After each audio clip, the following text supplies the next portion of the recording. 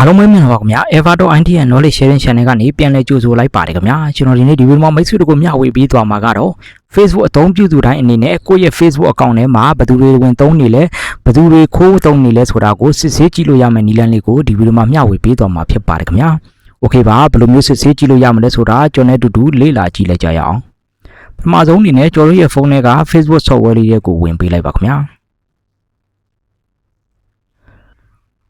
Okay ပါ Facebook ထဲကိုရောက်ပြီဆိုရင်တော့ဘယ်ဘက်ပေါ်ထောက်မှာရှိတဲ့ menu bar လို့ခေါ်တဲ့မြင်းသုံးချောင်းလေးတွေကိုဝင်ပေးလိုက်ပါခင်ဗျာ Okay ပါဒီထဲကိုရောက်ပြီဆိုရင်တော့ကျွန်တော် screen ကိုပေါ်ကိုဆွဲတင်ပြီးတော့ဒီမှာရှိတဲ့ setting and privacy လေးတွေကိုထပ်ဝင်ပေးရမှာဖြစ်ပါတယ်ခင်ဗျာ Okay ပါ setting and privacy လေးတွေကိုထပ်ဝင်ပေးလိုက်ပါ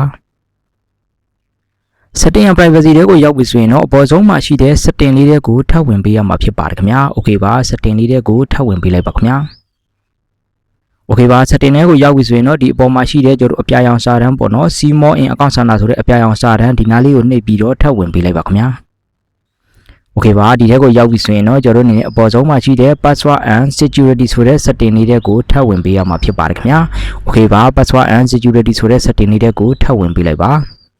ပြီးပြီဆိုရင်တော့ကျွန်တော် screen ကိုအပေါ်ကိုဆွဲတင်ပြီးတော့ security share ရဲ့အပေါ်ဆုံးမှာရှိတဲ့ where you can login ဆိုတဲ့ကျွန်တော် setting လေးတွေကိုထပ်ဝင်ပြီးတော့စစ်ဆေးပေးရမှာပဲဖြစ်ပါတယ်ဒါကြောင့်မလို့အပေါ်ဆုံးမှာရှိတဲ့ where you are login ဆိုတဲ့ setting လေးတွေကိုဝင်ပေးလိုက်ပါ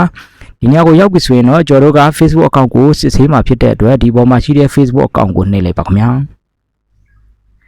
Okay ပါဒါဆိုရင်တော့ဒီနေရာမှာ account login activity ဆိုပြီးတော့ကျွန်တော်ရဲ့ Facebook account ကို login ဝင်ထားတဲ့ကျွန်တော်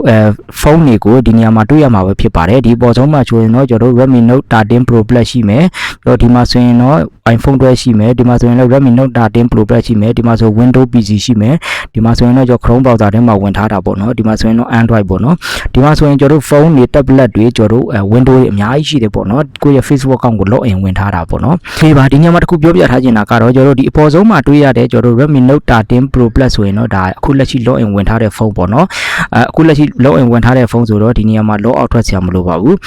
ကဲမိတ်ဆွေတို့အနေနဲ့ဒီအောက်မှာတွေ့ရတဲ့ဖုန်းတွေထဲမှာကိုယ့်ရဲ့ဖုန်းမဟုတ်တာပဲဖြစ်ဖြစ်ကိုယ့်ရဲ့ကွန်ပျူတာမဟုတ်တာပဲဖြစ်ဖြစ်တွေ့ခဲ့မယ်ဆိုရင်တော့ကျွန်တော်တို့အနေနဲ့ log out ထွက်ပေးရမှာပဲဖြစ်ပါတယ် log out ထွက်ခြင်းနဲ့ဆိုရင်တော့ဒီမှာရှိတဲ့အနီရောင်စာတန်းပေါ့နော် select device to log out ဆိုတာကိုနှိပ်လိုက်ပါပြီးပြီဆိုရင်တော့ကို log out ထွက်ခြင်းနဲ့ကျွန်တော်တို့ဖုန်းဒါမှမဟုတ် tablet ရဲ့အနောက်မှာရှိတဲ့ကျွန်တော်တို့ဒီ၄တောင်းကွက်လေးကိုရွေးချယ်ပြီးတော့ကျွန်တော်တို့အနေနဲ့ log out ထွက်ရမှာပဲဖြစ်ပါတယ်ကိုအနေနဲ့ iPhone 7ကို log out လုပ်ခြင်းနဲ့ဆိုရင် iPhone 7ကိုအမှန်ချင်းရှင်းမယ်ပြီးရင်တော့ဒီအောက်မှာရှိတဲ့ကျွန်တော်တို့ log out ဆိုတာကိုနှိပ်ပေးလိုက်မယ်ဆိုရင်တော့ကျွန်တော်တို့ရဲ့ Facebook account ထဲကနေဒီ iPhone 7လေးအား log out ထွက်သွားမှာပဲဖြစ်ပါတယ် Okay ပါဒါဆိုရင်တော့မိတ်ဆွေတို့အနေနဲ့ဒီလိုမျိုးဒီ setting လေးကိုချိန်ထားပေးလိုက်မယ်ဆိုရင်တော့မိတ်ဆွေတို့ရဲ့ Facebook account ကိုရေရှည်မှာလုံခြုံစိတ်ချစွာနဲ့အသုံးပြုနိုင်မှာပဲဖြစ်ပါတယ်ခင်ဗျာ Okay ပါဒီဗီဒီယိုလေးမှာမျှဝေပေးခဲ့တဲ့အထက်မှာနားမလည်တာမရှင်းနေတာတွေရှိရင်လည်းဒီဗီဒီယိုလေးရဲ့ comment box မှာဝင်ရောက်မေးမြန်းအကြံပြုနိုင်ပါတယ်ခင်ဗျာအားလုံးပဲအဆင်ပြေကြပါစေခင်ဗျာ